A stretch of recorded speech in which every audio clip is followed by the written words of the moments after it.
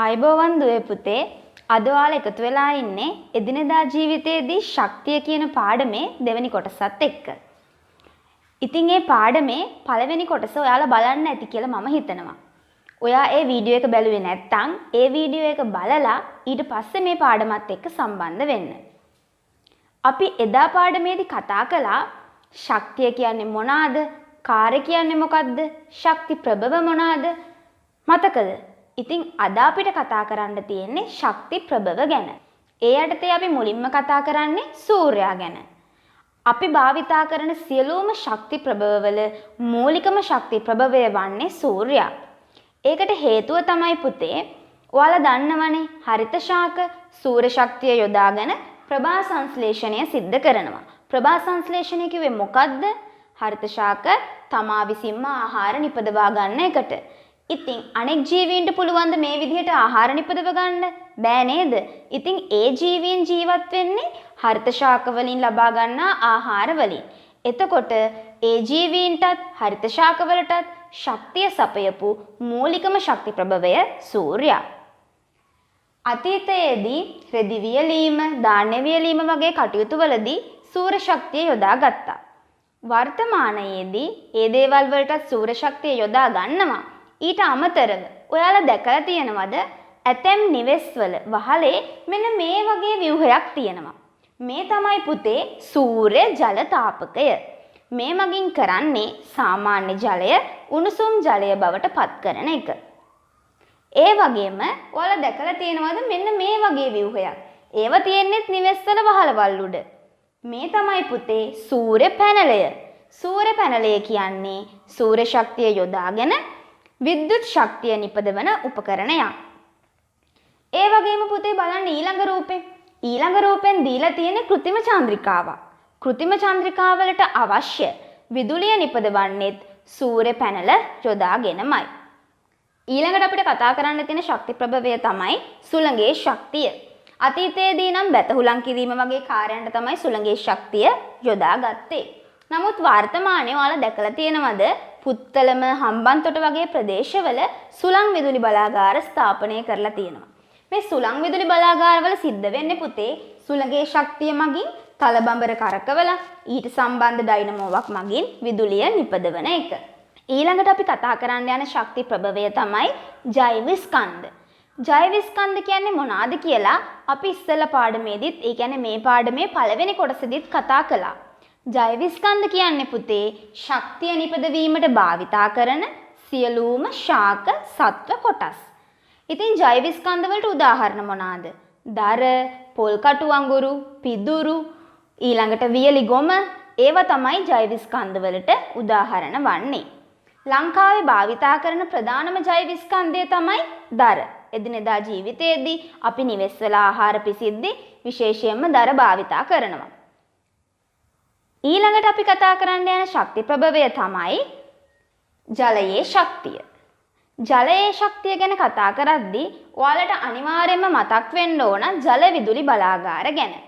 අපේ රටේ විදුලිය නිපදවන්න ප්‍රධාන වශයෙන්ම යොදාගන්නේ ජලයේ ශක්තිය. කොහොමද පුතේ විදුලි බලාගාරවල ජලය මගින් විදුලිය නිපදවන්නේ? මේ බලන්නකො මේ රූපේ. ජල විදුලි බලාගාරයක සාමාන්‍යයෙන් විදුලි බලාගාරයට ඉහළින් ජලය ගබඩා කරන ටැංකියක්. එහෙම නැත්නම් ජලාශයක් තියෙනවා.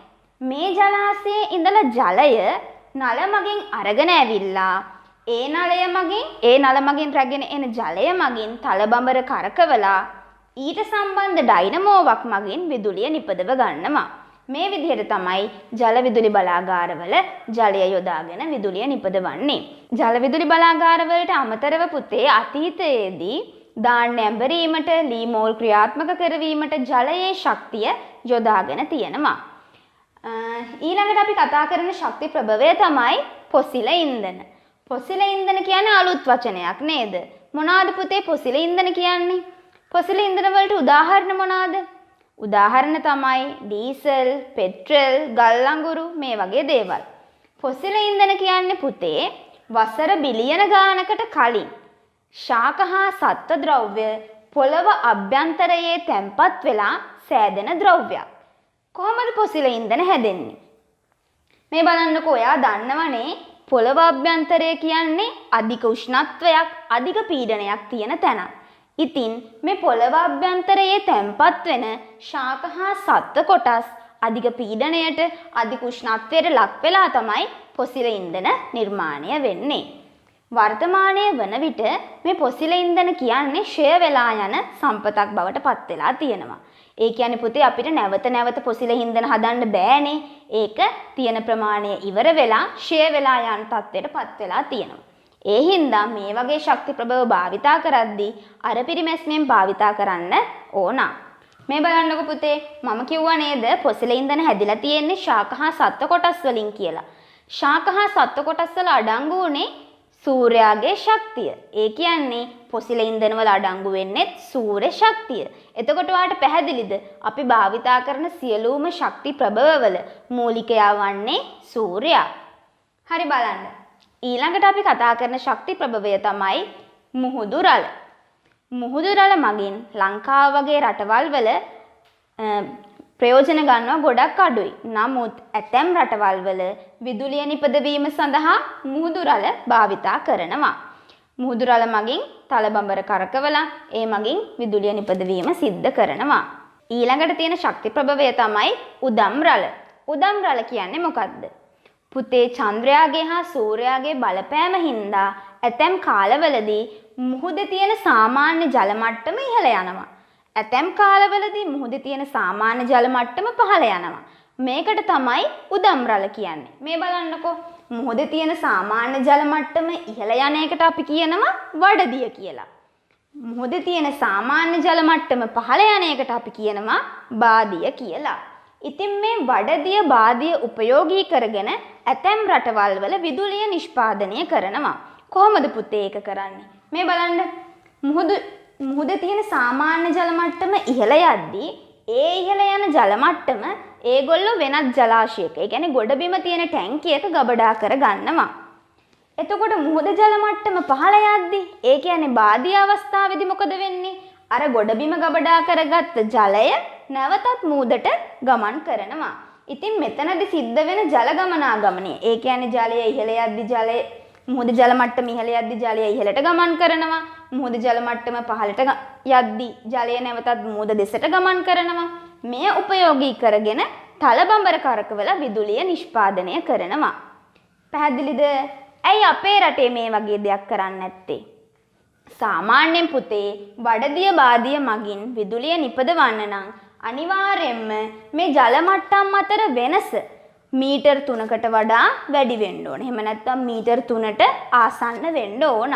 එහෙම නැතුව සුළු ජල මට්ටම් වල වෙනසක් තිබ්බොත් අපිට විදුලිය නිපදවන්න බෑ. ඊළඟට අපි කතා කරන්න යන ශක්ති ප්‍රභවය තමයි භූතාපය. කලිනුත් අපි කිව්වනේ පෘථිවි අභ්‍යන්තරය කියන්නේ අධික උෂ්ණත්වයක්, අධික පීඩනයක් තියෙන තැනක් කියලා. ඉතින් පුතේ මේ පෘථිවියේ තියෙන අධික උෂ්ණත්වය උපයෝගී කරගෙන විදුලිය නිෂ්පාදනයක් සිද්ධ කරනවා. කොහොමද කරන්නේ? පෘථිවි අභ්‍යන්තරයට නල මගින් ජලය යවලා ඒ නල මගින් යවන ජලය වාෂ්පාකාරයෙන් නැවතත් පිටතට ගන්නවා. එතකොට ඒ වාෂ්ප එහෙම නැත්නම් හිමාලය මගින් තලබඹර කරකවලා ඊට සම්බන්ධ ඩයිනමෝවක් මගින් විදුලිය නිෂ්පාදනය කරනවා. ඊළඟට අපි කතා කරන ශක්ති ප්‍රභවය තමයි න්‍යෂ්ටික ශක්තිය. එහෙම නැත්නම් න්‍යෂ්ටික බලය. න්‍යෂ්ටික බලය කියන්නේ මොකද්ද? ඔයාලා ඒ ගැන තාම හරියට ඉගෙනගෙන නැහැ. ඉදිරියේදී අපිට ඉගෙන ගන්න තියෙනවා. ඒත් ඔයාලා දැනට මෙන්න මේ ටික මතක තියාගන්න. පරමාණු කියලා ඊටා කුඩා අංශු විශේෂයක් තියෙනවා. මේ පරමාණු කියන අංශු විශේෂයේ සිද්ධ වෙන ප්‍රතික්‍රියා එහෙම නැත්නම් අන්තර්ක්‍රියාවක් හේතුවෙන් තමයි න්‍යෂ්ටික ශක්තිය ඇති වෙන්නේ. මේ න්‍යෂ්ටික ශක්තිය පිට වෙන්නේ තාපය විදිහට. ඒ පිට වෙන තාපයෙන් ජලය රත් කරලා ජලය රත් වෙද්දි මොකද වෙන්නේ? හිමාලය පිට වෙනවා. ඒ හිමාලයෙන් තලබඹර කරකවලා ඊට සම්බන්ධ ඩයිනමෝවක් මගින් විදුලිය නිපදව ගන්න පුළුවන්. න්‍යෂ්ටික බලය යොදාගෙන විදුලිය නිපදවන එක සාමාන්‍යයෙන් ජපානය, ඉන්දියාව වගේ රටවල් භාවිතා කරත් ගොඩක් රටවල් මේ ක්‍රමය ප්‍රතික්ෂේප කරලා තියෙනවා. ඒකට හේතුව තමයි න්‍යෂ්ටික ශක්තිය මගින් ශරීරයට අහිත කර, එහෙම නැත්නම් පරිසරයට අහිත කර විකිරණ රාශියක් පිට වෙනවා. ඒ හින්දා මේ ක්‍රමය ගොඩක් රටවල් ප්‍රතික්ෂේප කරලා තියෙනවා. ඉතින් පුතේ අද අපි විවිධ වූ ශක්ති ප්‍රභව කීපයක් ගැන කතා කරා. මුල ඉඳන් මතක් කරොත් සුළඟේ ශක්තිය, සූර්ය ශක්තිය, ඊළඟට ජලයේ ශක්තිය, උදම් රළ, න්‍යෂ්ටික ශක්තිය, පොසිල ඉන්ධන, ජෛව ස්කන්ධ මේ වගේ ශක්ති ප්‍රභව රාශියක් ගැන කතා කරා. මම හිතනවා මේ වෙනකන් කතා කරපු හැම දේ ගැනම ඔයාට හොඳටම පැහැදිලි ඇති කියලා. ඔයාලට කියන්න ඕන වැදගත්ම කොටසක් තමයි ශක්තිවල තිරසාර භාවිතය කියන්නේ. එහෙම නැත්නම් ශක්ති ප්‍රභවවල තිරසාර භාවිතය කියන්නේ. මොකද්ද පුතේ තිරසාර භාවිතය කියන්නේ? දැන් අපිට තියෙනවානේ පොසිල ඉන්ධන තියෙනවා, ජෛව ස්කන්ධ තියෙනවා. මේ වගේ ශක්ති ප්‍රභව අපි අපිට අවශ්‍ය විදිහට නාස්ති වෙන විදිහට පාවිච්චි කරොත් එහෙම මේ ශක්ති ප්‍රභව ඉවර වෙලා යනවා. එතකොට මොකද වෙන්නේ? අනාගත පරපුරට මේ ශක්ති ප්‍රභව භාවිතා කරන්න හැකියාවක් නැති වෙනවා. ඒ හින්දා පුතේ මේ කියන ශක්ති ප්‍රභව අපිත් භාවිතා කරලා අනාගත පරපුරට ඉතුරු කරන එකට තමයි තිරසාර භාවිතය කියන්නේ. ශක්තිය අර පිරිමැස්මෙන් භාවිතා කරන්න අපිට කරන්න පුළුවන් දේවල් මොනවාද? බොහොම සරල දේවල් ටිකක් තියෙන්නේ. ශීතකරණයේ දොර කීප වතාවක් විවෘත කරන එක වළක්වන්න පුළුවන්. අපි ගෙදර හැමෝගෙම රෙදි එකපාර අයන් කරගන්න පුළුවන් නම් එතකොටත් අපිට පුළුවන් විශාල විදුලි ප්‍රමාණයක් ඉතුරු කරගන්න.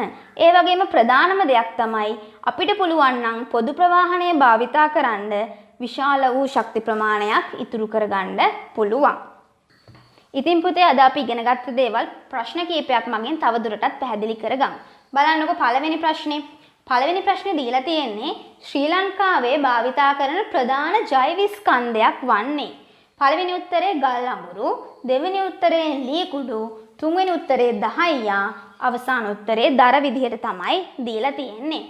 මේ අතරින් ඔයා දන්නවා පළවෙනි උත්තරේ කියන්නේ ගල් අඟුරු කියන්නේ ජෛව ස්කන්ධයක් නෙමෙයි. ගල් අඟුරු කියන්නේ පොසිල ඉන්ධනයක්. ඉතින් අනිත් තුන බලන්න ලී කුඩු, දහයියා, දර මේ තුනම ජෛව ස්කන්ධ. මේ අතරින් වැඩිපුරම භාවිතා කරන ජෛව ස්කන්ධය වන්නේ මොකක්ද? දර. ඇයි පුතේ වැඩිපුරම භාවිතා කරන ජෛව ස්කන්ධය දර වෙන්නේ? අපේ ගෙවල් වල දර ලිප මගින් ආහාර උයන මේ ආහාර පිසින හින්දා විතරද? නෑ පුතේ. උළු මෝල් වල, ඊළඟට ගල් පෝරණු වල, පාම් පෝරණු වල, කුණු ගල් කර්මාන්තයේදී මේ සියලුම දේවල් වලදී ශක්තිය සපයන්න යොදාගන්නේ දර කියන ජෛව ස්කන්ධය. හරි, දැන් අපි බලමු දෙවැනි ප්‍රශ්නේ. දැනට ශ්‍රී ලංකාවේ විදුලිය නිපදවීමට භාවිතා කරන ප්‍රධාන ශක්ති ප්‍රභවය වන්නේ. මේක නම් බොහොම සරල ප්‍රශ්නයක් නේද? පළවෙනි උත්තරේට දීලා තියෙනවා න්‍යෂ්ටික ශක්තිය, දෙවෙනි උත්තරේට දීලා තියෙනවා සුළඟේ ශක්තිය, ඊළඟ උත්තරේට දීලා තියෙනවා ගලා යන ජලය, අවසාන උත්තරේ විදිහට දීලා තියෙනවා පොසිල ඉන්ධන.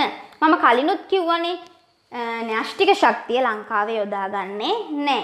සුළඟේ ශක්තිය යොදා ගන්නව විදුලිය නිපදවන්න. නමුත් බහුලවම භාවිතා කරන ශක්ති ප්‍රභවය නෙමෙයි. ඊළඟ උත්තරේ ගලා යන ජලය. ඔව් පුතේ. ලංකාවේ වැඩිපුරම විදුලිය නිපදවීමට භාවිතා කරන ශක්ති ප්‍රභවය වන්නේ ගලා යන ජලය. හරි පුතේ. බලන්න ඊළඟ තුන්වෙනි ප්‍රශ්නේ. ශ්‍රී ලංකාවේ සුළං බලාගාරයක් පිහිටුවා ඇති ප්‍රදේශයක් වන්නේ. පළවෙනි උත්තරයට දීලා තියෙනවා කෑගල්ල, දෙවෙනි උත්තරයට දීලා තියෙනවා පුත්තලම, තුන්වෙනි උත්තරේ නුවරඑළිය, හතරවෙනි උත්තරේ යාපනය.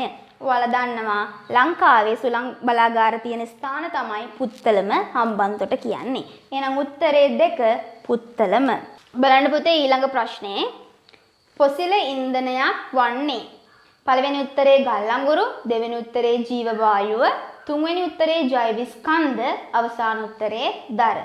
පුතේ දර කියන්නේ ජෛව ස්කන්ධයක්. එතකොට අපිට පුළුවන් තුන්වෙනි උත්තරේ සහ හතරවෙනි උත්තරේ දෙකම අයින් කරන්න. එතකොට ඉතුරු වෙන්නේ ගල් අඟුරුයි ජීව වායුවයි.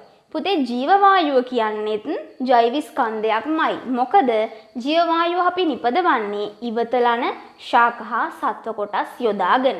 ඉතින් එතකොට උත්තරේ වෙන්නේ පළවෙනි උත්තරේ ගල් අඟුරු. බලන්න පුතේ අවසාන ප්‍රශ්නේ. ඉතා ශීඝ්‍රයෙන් අවසන් වෙමින් පවතින ශක්ති ප්‍රභවයක් වන්නේ. පළවෙනි උත්තරයට දීලා තියෙනවා ජෛව ස්කන්ධ, දෙවෙනි උත්තරයට දීලා තියෙනවා ගලා යන ජලය, තුන්වෙනි උත්තරයට දීලා තියෙනවා පොසිල ඉන්ධන, අවසාන උත්තරයට දීලා තියෙනවා මුහුදු රළ. ඔයා දන්නවා මේ අතරින් ජෛව ස්කන්ධ, ජලයේ ශක්තිය, මුහුදු රළ කියන ශක්ති ප්‍රභව අවසන් වෙන ශක්ති ප්‍රභව නෙමෙයි. ඒවා අපිට නැවත භාවිතා කරන්න පුළුවන් ශක්ති ප්‍රභව. එතකොට මේ උත්තර වලින් ඉක්මනින් අවසන් වෙලා යන ශක්ති ප්‍රභවය වන්නේ පොසිල ඉන්ධන. ඉතින් පුතේ අද අපි කතා කරේ එදිනෙදා ජීවිතයේදී ශක්තිය කියන පාඩම. මේ පාඩම මෙතනින් ඉවරයි. මේ පාඩමේ නෝට් එක පහළ තියෙන ඩිස්ක්‍රිප්ෂන් බොක්ස් එකේ මම ලින්ක් එක දාලා තියෙනවා. කැමති නම් ඔයාලා ඩවුන්ලෝඩ් කරගන්න. ඉතින් මම උගන්වන විදිහට ඔයාලා කැමති නම් අනිවාර්යයෙන්ම ලයික් එකක් දාන්න. ඊළඟට මගෙන් මොනවා හරි ප්‍රශ්න අහන්න තියෙනවා නම් උගන්වන විදිහ මොකක් හරි වෙනසක් වෙන්න ඕනේ නම් ඒක අනිවාර්යයෙන්ම කමෙන්ට් සෙක්ෂන් එකේ කමෙන්ට් එකක් විදිහට දාන්න. ඒ වගේම මතක් කරලා channel එක subscribe කරලා bell icon එක click කරලා තියාගන්න. විශේෂයෙන්ම මේ වීඩියෝ එක ඔයාගේ යාළුවන්ට බලන්න share කරන්න. ඉතින් තවත් වීඩියෝ එකකින් එනකන් ඔයාලට සුබ දවසක්.